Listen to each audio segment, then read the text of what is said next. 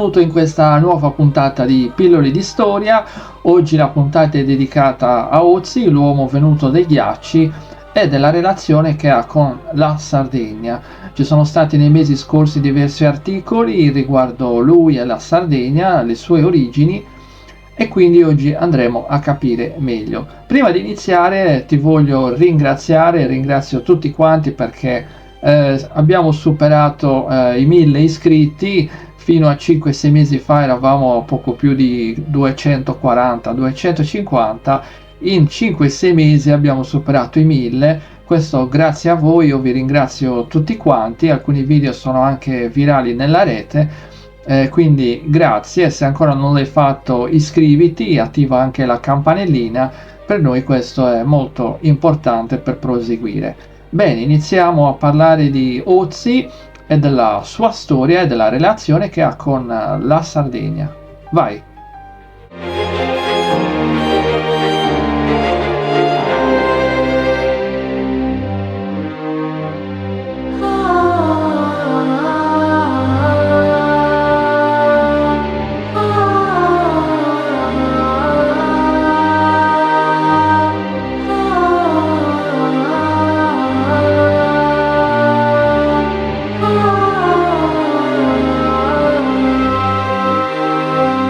Ozzy sardo? Forse sì, forse no. Andiamo a scoprirlo.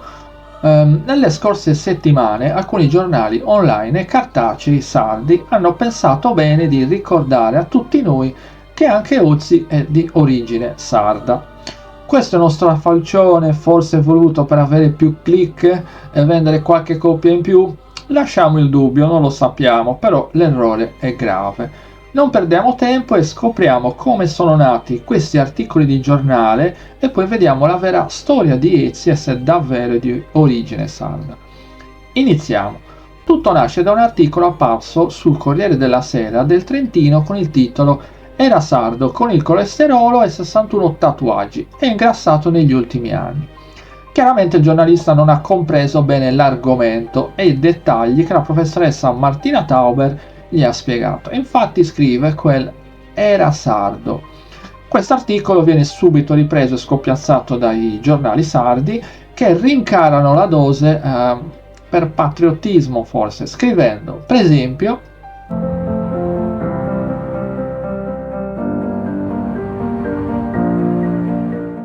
era sardo e nonostante il suo stile di vita salutare soffriva di colesterolo alto, artrite e arteriosclerosi. Racconta così l'anatomopologa dell'ospedale di Bolzano Martina Tauber, come riporta il Corriere della Sera. Come possiamo vedere, adesso sembra che sia stata proprio la professoressa a confermare e a dire era sardo.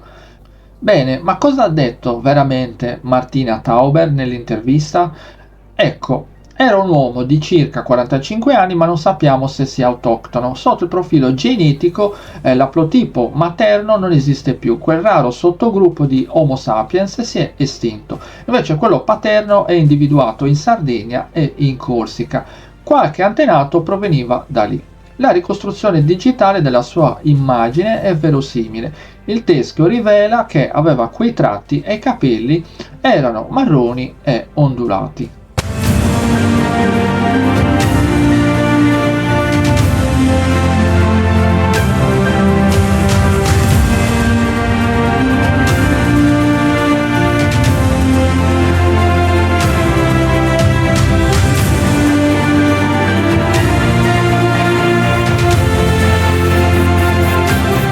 Quindi Ozzy era di origine sarda. Dopo questo polverone, il Museo Archeologico dell'Alto Adige chiarisce subito e dice: l'espressione che Ozzy fosse sardo è stata purtroppo un fraintendimento giornalistico. Avete capito bene? Abbiamo già quindi una prima conferma e una dichiarazione che c'è un fraintendimento, e in tanti giocano su questo fraintendimento che nasce dall'aplogruppo a cui appartiene Ozzy, cioè il G2A4. Questo aplogruppo è presente nella popolazione di mezza Europa, ma in piccolissima percentuale. Invece in Sardegna e in Corsica è molto grande, tanto da arrivare al 20%. Ecco qui che nasce il fraintendimento. Lo stesso genoma di Ozzy è fortemente presente anche in Sardegna, Quindi sarà sicuramente sardo? No, sbagliato.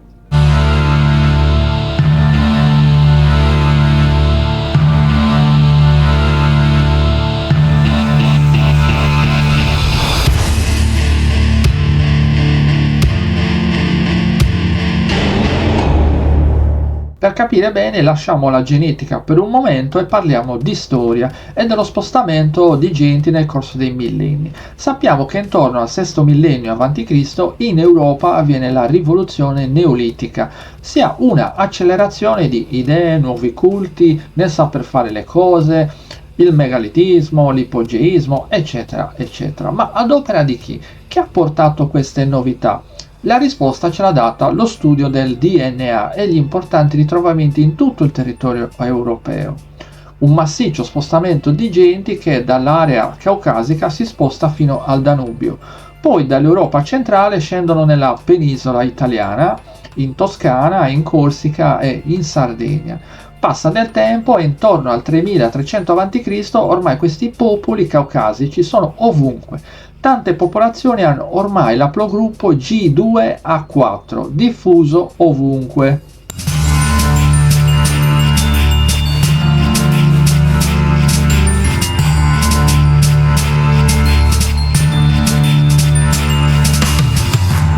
Bene, siamo a fine calcolitico e Ötzi muore, il suo corpo si conserva insieme al suo genoma, identico a quello dei Sardi e di altre tantissime popolazioni presenti in Europa. In questo preciso momento siamo nel 3100 a.C. circa.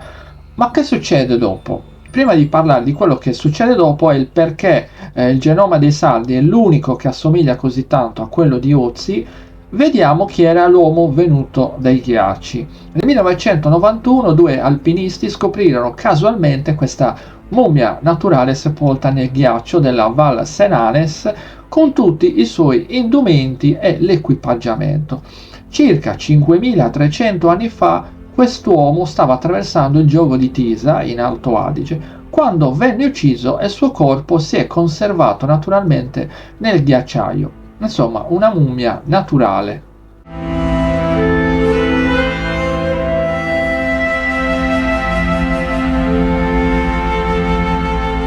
Il nome di Ötzi deriva dal luogo di ritrovamento nelle Alpi della Ostal. Ötzi visse nella fase finale del Neolitico, nell'età del rame. Aveva un equipaggiamento con oggetti in pietra, ma anche un'innovativa ascia di rame. Siamo infatti all'inizio della prima età dei metalli.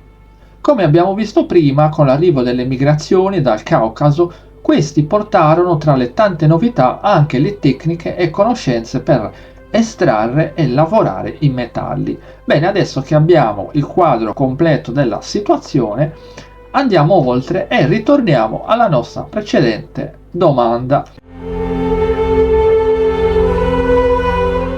Cosa succede dall'inizio dell'età del rame fino all'inizio dell'età del ferro?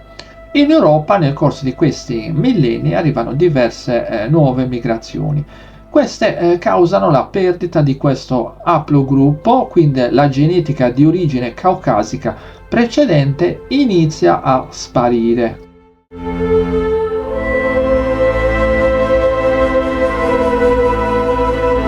Se guardiamo la Sardegna, questo non accade. Durante tutto il periodo nuragico la Sardegna risulta geneticamente isolata, non arrivano significative migrazioni straniere nell'isola. Quindi l'aplogruppo rimane sostanzialmente lo stesso del Neolitico, lo stesso di Ötzi. Dall'età del ferro in poi invece anche la Sardegna viene investita dalle nuove migrazioni. La genetica cambia allo stesso modo del resto dell'Europa. Abbiamo così spiegato il fraintendimento su Ötzi, ma c'è un mistero, un problema che al momento non ha risposte certe. Come si spiega l'isolamento genetico dei sardi nuragici e contemporaneamente gli scambi commerciali intensi con il resto del Mediterraneo? Questa è una bella domanda. I sardi importavano ed esportavano grandi quantità di materiale, quindi c'erano molti contatti con altre popolazioni. Allora, come è possibile che in Sardegna per circa 2000 anni, durante l'età del rame e del bronzo, la popolazione è rimasta geneticamente la stessa senza mischiarsi con nessuno? A questa domanda al momento non si ha una risposta certa.